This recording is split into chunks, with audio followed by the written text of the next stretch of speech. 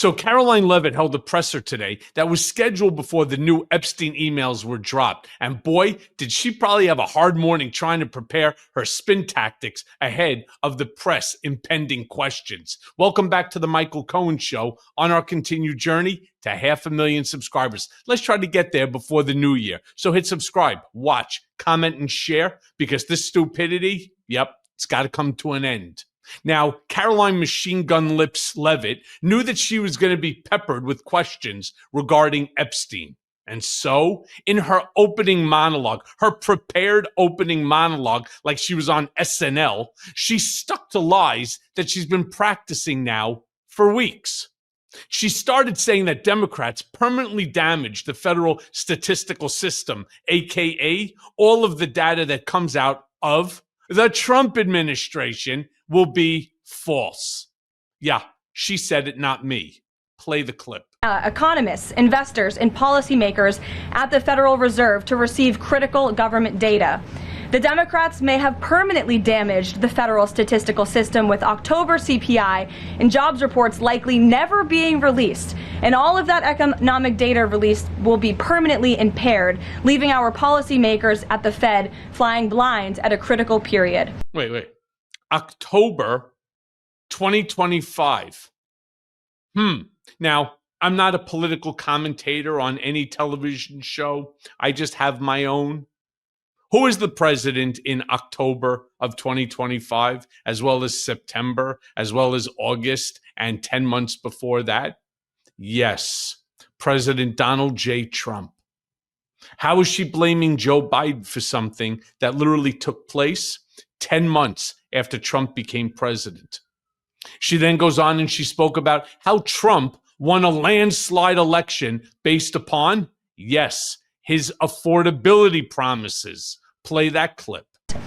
On another matter, I want to address the affordability issue that's received a great deal of media attention this past week, which is ironic because it didn't receive that much attention when Joe Biden was here and inflation was at a record high 9%, the worst inflation crisis in modern American history.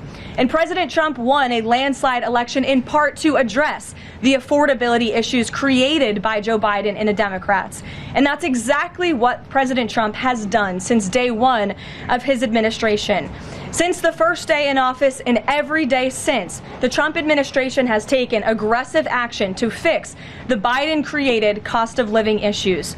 The notion that the same Democrats who just shut down the federal government to sabotage our economy, rob people of their paychecks, and also helped Joe Biden ratchet up inflation to 9% are now suddenly affordability champions. That notion is completely absurd. And it's something only the liberal media would have the gall to push. Yes, just the liberal media and you. You know, there's an old expression, promises made, not necessarily promises kept. Yeah, he may have run on a concept of affordability on reducing prices. But here's the funny thing.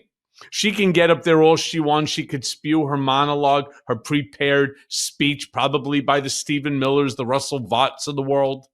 But when you go into your pocket to make a payment for something that you're buying and you're finding that, I don't know, your meat prices are 40% up, or let's say your children's school lunchbox is up by 25-30%.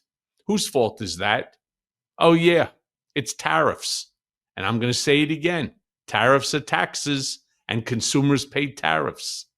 Now, Caroline, well, she can't stop there. She took it a step further. She actually blamed Joe Biden for our economy right now. Play the clip. There's much work to do, and this administration will continue to do it. But President Trump has already made great progress in cleaning up the economic disaster that was created by Joe Biden. Yeah, what is he going to do? Hit it with a drone, blow it up out of the water as well? Now, look, this is all fine and dandy. We could all make fun of Caroline Leavitt, as of course the media does on a daily basis. But let's get into what's really important for the day. That's, of course, the Jeffrey Epstein conversation, the emails. Now, Caroline was asked if it was true that Trump had spent hours, as demonstrated by one of the emails, that Trump had spent hours at Epstein's house with a victim. Play the clip. Thanks for being here, Bev. Ouija. Thank you, Caroline. Sure. I have your statement about the new Epstein emails that have been released by House Democrats. Separate from why you believe the emails were made public, can you address their substance? Did the president ever spend hours at Jeffrey Epstein's house with a victim? These emails prove absolutely nothing other than the fact that President Trump did nothing wrong. And what President Trump has always said is that he was from Palm Beach, and so was Jeffrey Epstein. Jeffrey Epstein was a member at Mar-a-Lago until President Trump kicked him out because Jeffrey Epstein was a pedophile and he was a creep.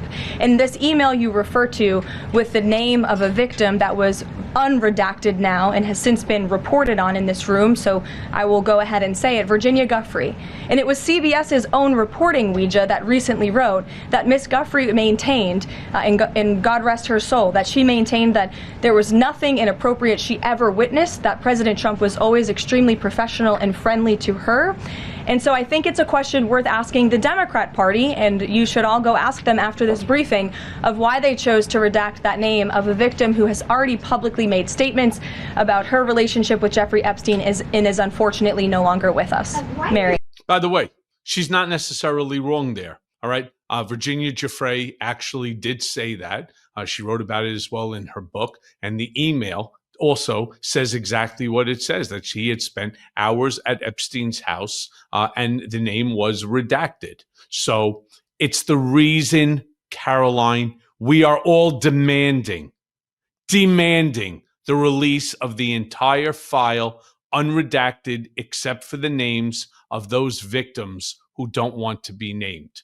Now, reporting did come out today that the Trump administration plans to meet with GOP members. And for what purpose? Well, it's not about reopening the House. It's not about Adelita Grijalva getting sworn in.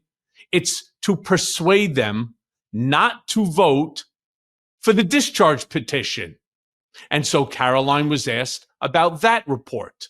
Play the clip. Government reopening because of Republicans and President Trump. But given your interest in transparency, Caroline, why are White House officials then meeting with Representative Boebert in an effort to try and get her to not sign this petition calling for the release of the files? Doesn't it show transparency that members of the Trump administration are willing to brief members of Congress whenever they please? Doesn't that show our level of transparency? Doesn't that show the level of transparency when we are willing to sit down with members of Congress and address their concerns? That's a defining factor of transparency, having discussions with members of Congress about various issues. And I'm not going to detail conversations that took place in the Situation Room in the press briefing room. Reagan. No, I'm just going to go ahead and I'm just going to keep talking over you and not answer a very, very specific question. Why is he speaking to Lauren Boebert? What are they going to offer? What are they going to threaten her with? All right. That's the whole thing, because we know that with Adelita Grijalva being sworn in, it is now at 218, meaning the discharge petition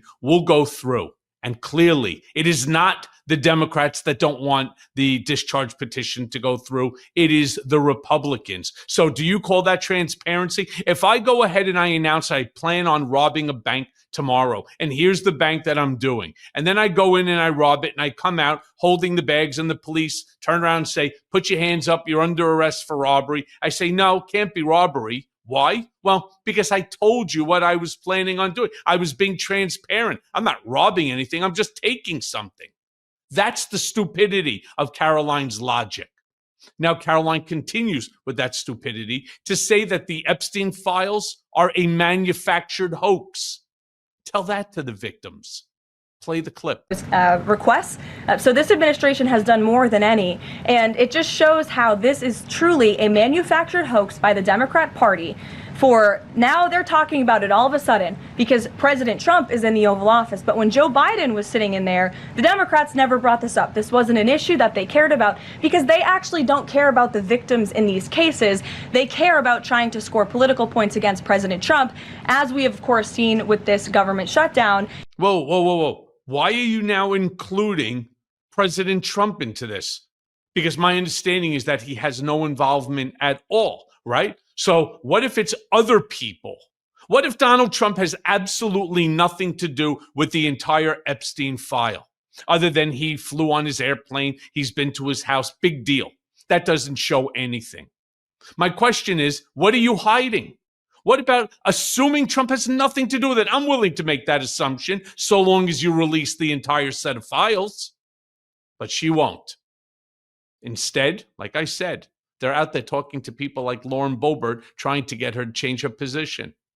And a reporter goes on and asks Caroline if Trump plans to pardon Ghislaine Maxwell. And like in the past, Caroline didn't say no. Play the clip. Well, if the president is considering a pardon for Ghislaine Maxwell? Again, he's answered this repeatedly. It's not something he's talking about or even thinking about at this moment in time. I can assure you of that. And look, I want to end it here because this thing is just getting completely stupid. These press conferences are out of control dumb. So in conclusion, they asked Caroline, who then spoke about SNAP benefits, exasperatedly complaining about the judge's orders. Play the clip. In several hours, President Trump, the government is going to be reopened and SNAP recipients are going to receive their full benefits, which is what President Trump has always wanted to do. Stephen. Why also did you need the judicial process for that? I mean, during this shutdown, didn't the administration have a responsibility to tap into any of those reserves to ensure that essentially we did tap into it. We did tap into the contingency fund. And then the judge told us, no, you have to get more money from a children's nutrition fund. And we felt that was judicial overreach. You shouldn't tell the president which fund he has to rob because the Democrats are holding the country hostage by shutting down the federal government. Steve. You know, in my Substack of today, in the House of Lies That Falls, I turn around and I write, and I want each and every one of you to read it because it's so, so important. See, what today is?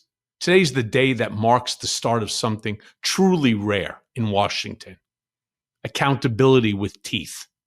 It's the kind that makes powerful people sweat, lobbyists squirm, and the MAGA leadership wish that they'd never pick up the phone when Trump called them from Mar-a-Lago. Because today, 50 days after her election win, Adelita Grijalva is finally going to be sworn in as the newest member of Congress. And her first act will be to deliver that 218th vote, the deciding signature on the discharge petition to force the release of the Epstein files. Now, I want that to sink in for a second because after years of secrecy, obfuscation, and powerful people pretending that they barely knew the guy, the truth might finally see daylight. And it's not thanks to MAGA Mike Johnson. It's not thanks to Pam Bondi. It's not thanks to Todd Blanche. And it's also not thanks to Donald Trump. In fact, it's in spite of them. And that's because of us. So let's keep pushing. Let's keep joining communities that keep pushing for accountability. And as always, thanks for listening. Hey, everyone. First of all, thanks for watching. I mean, we're going to be posting daily episodes with reactions and talking about politics. We'll be talking about everything, in fact. So please like and subscribe. Join us on this journey.